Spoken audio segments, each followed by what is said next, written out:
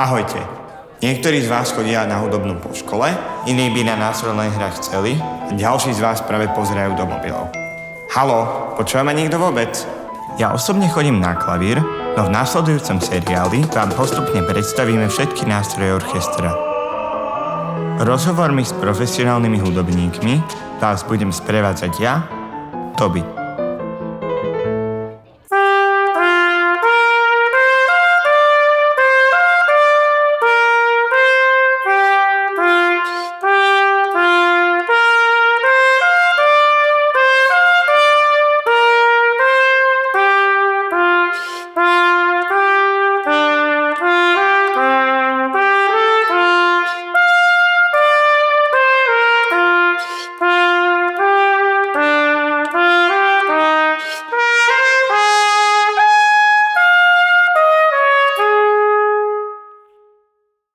Ďakujeme ti veľmi pekne. Dnes medzi nami v hudobnej triede vítam Stanislava Masaryka, prvého trúbkára Českej filharmónie. Stano, vítaj. Ďakujem. Čo si nám to zahral? Úvodnú promenádu s obrázkov z výstavy od Modesta Petroviča Mussorského v instrumentácii Maurice Ravela, ktorý teda tú promenádu napísal do partu prvej trúbky. Medzi aké nástroje zaraďujeme trúbku? Trúbka je plechový dýchový nástroj. Z akých častí sa trúbka skladá? Ja by som začal možno najprv nátrubkom. Tam vlastne vzniká ten zvuk tým, že ten nátrubok prikladáme opery a vytvárame tam na ne nejaký tlak a nimi bzučíme. Dôležitá časť je určite tzv. Ozvučnica, 3 piesty. Každý ten piest vlastne tým, že ho stlačíme, tak predĺžujeme dráhu vzduchu, ktorý musí uraziť cez tú trúbku. Máme aj nejaké iné druhy trúbky? Toto je C-trúbka, teda trúbka v ladení C.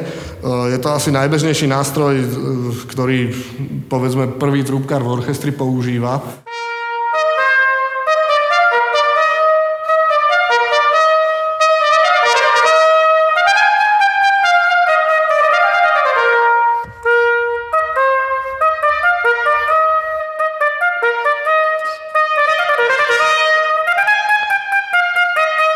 Ale potom veľmi bežný nástroj je B-trúbka, často sa používa S-trúbka, tá sa používa veľa aj na solovú klasickú literatúru. Potom ešte poznáme aj trúbky tzv. Vysokého ladenia, niekedy môžeme nazývať piccolo trúbky, tie bývajú v ladení B, A alebo G. Z čoho sa trúbka vyrába? Trúbka sa vyrába z mosadzy, prípadne ešte z nejakých iných zliatín. Lebo ona je taká strieborná, napríklad táto. Není tam náhodou nejak striebro, alebo? Tá povrchová úprava je, myslím, že by to malo byť čisté striebro, že je to normálne postriebrané. Sú aj také pozlatené. To sa ale väčšinou robí tak, že najprv sa tá trúbka postriebri a až na to sa dá ešte to zlato. To je taký, akože väčšinou táto kombinácia je, keď si akože kupuješ trúbku, že najdrahší lak. Keď to tak odľahčíme, tak k akému zvieratku v lese by si trúbku prirovnal? Tým, že tá trúbka má širokú farebnú škálu, tak by sme tam mohli nájsť rôzne zvieratá. Niekedy by to mohli byť tie úplne najvyššie hlasovo položené nejaké vtáky. Inokedy by to mohli byť napríklad nejaké opice, orangután, slony možno. A vedel by si nám dať aj nejakú ukážku nejakého zvieratka v lese, že ja by som sa pokúsil uhádnuť, že... No tak môžem niečo skúsiť, no uvidíme, či sa zhodneme. No. Toto úplne znie, ako keby vlastne orangután tak ráno, keď stane... Umýva si zuby? No, je to orangután. Mal to byť slon, ale dobre, no. Ale úplne orangután. Neviem, no. Kto je najlepším kamarátom trúbky v orchestri?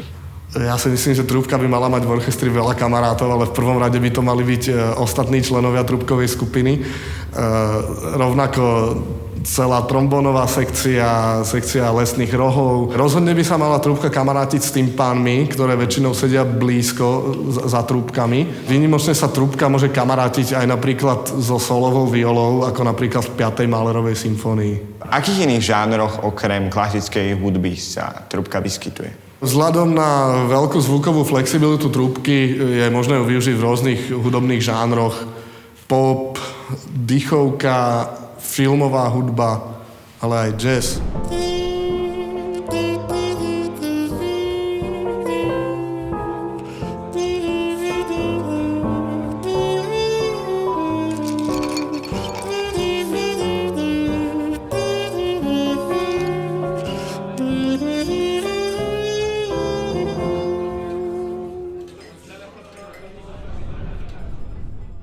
Aké techniky hrania na trúbke poznáme? Tých technik pomedzi tých známych je veľa, ale ja predpokladám, že väčšinu z nich už ste tu mali, napríklad nejaké glissando alebo frullato. No to sme mali, ale aj tak by si nám mohol zahrať, lebo na trúbke to určite znie inak. Skúsim to frullato, hej?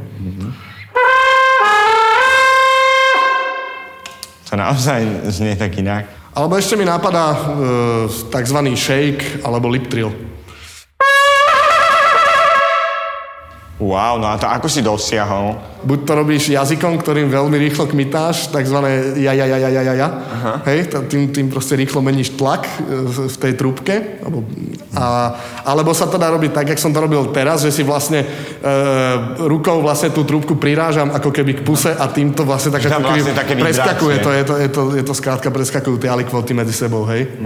Keby sme to pomaly urobili, tak to je vlastne...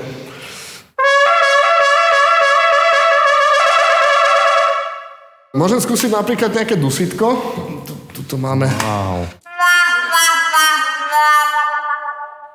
Ja sa úplne teraz cítim, ako keby sa mi niečo nepodarilo. Vedel by si nám povedať niečo aj k histórii trúbky ako nástroja? Prvé nejaké známky života trúbky by sme mohli nájsť asi 3000 rokov naspäť. Využívali sa na to vtedy rôzne rohy alebo mušle a tak ďalej, čím vlastne to boli ako prví predkovia súčasnej trúbky a vraj sa našli už v hrobke faraóna Tutanchamóna. A na čo sa vlastne trúbka využívala? Lebo ja viem, že teda spočiatku nebola trúbka ani považovaná za ako hudobný nástroj. Najprv bola trúbka vlastne využívaná v podstate ako súčasť nejakej bojovej techniky na to rôzne signály a tak ďalej.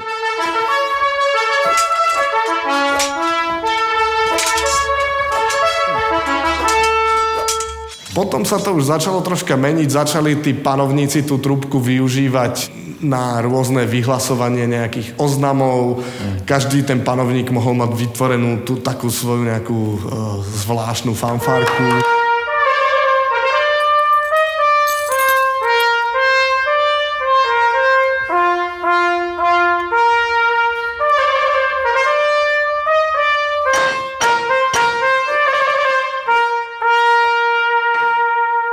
Neskôr sa trúbka mohla využívať aj pri cirkevných ceremóniách.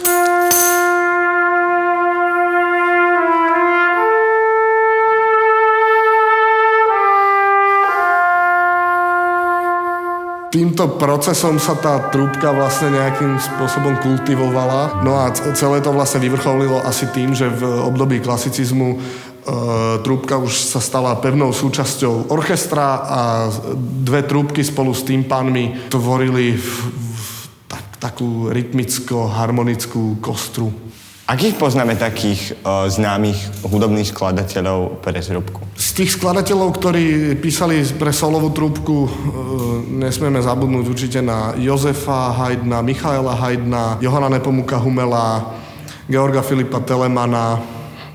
A z tých skladateľov, ktorí písali symfonickú hudbu, kde má trúbka náročné party, tak sú to určite takí neskorí romantici, ako napríklad Piotr Ilyich Čajkovský, potom Gustav Mahler, Richard Strauss. Ja ti teraz poviem zo pár takých nástrojov hudobných a ty budeš hádať, že či vedia vylúdiť viacej decibelov ako trúbka, alebo menej. Pre našich divákov, aby teda vedeli, tak maximum decibelov, aké dokáže trúbka vylúdiť, je 110 decibelov. Čo si myslíš? Taký trombón.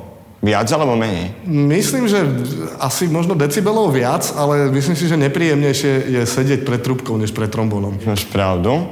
Taká flauta. To si myslím, že asi menej decibelov ako trúbka. Tiež máš pravdu. A taký lesný roh napríklad. Ten menej decibelov než trúbka.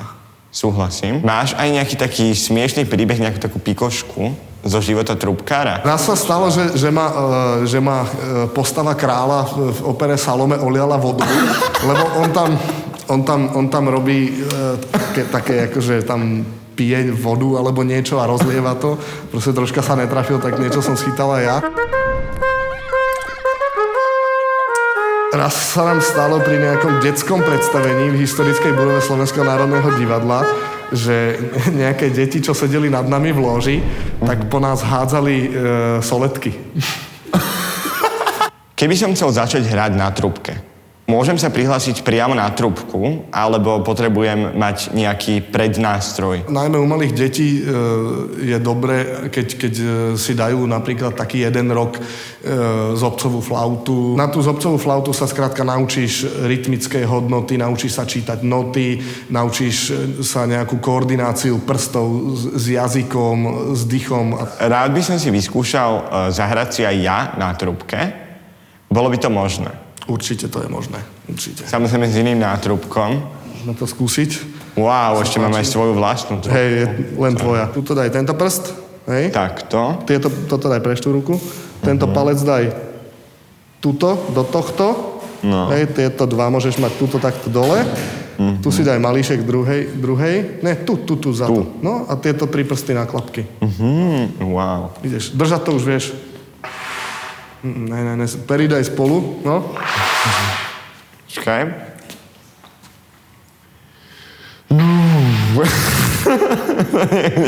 OK. Urob, že... Dobre. No. No. Lepšie. A ešte by som sa možno skúsil k tomu postaviť a Postaviť, dobre. A tak, buď taký voľnejší pri tom. Ďakujem, až také skvelé to asi nebolo. Ale bolo. Ale chcel by som sa ti teda poďakovať, že si tu dnes medzi nami bol. Mne bolo veľkou cťou a dúfam, že sa ešte niekedy uvidíme. Takisto ďakujem za pozvanie a rád sa stretnem znovu. A ak by si mohol nám takú nejakú takú hlavne počúvateľnejšiu, takú prskavú melódiu zahrať na záver, tak to by bolo super. Áno, pokúsim sa.